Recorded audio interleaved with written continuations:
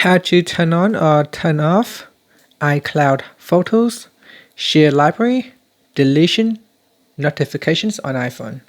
First, let's return back to the home screen. And from the home screen, tap on Settings. Now in Settings, we tap on the Apple account name. Then we go down and tap on iCloud.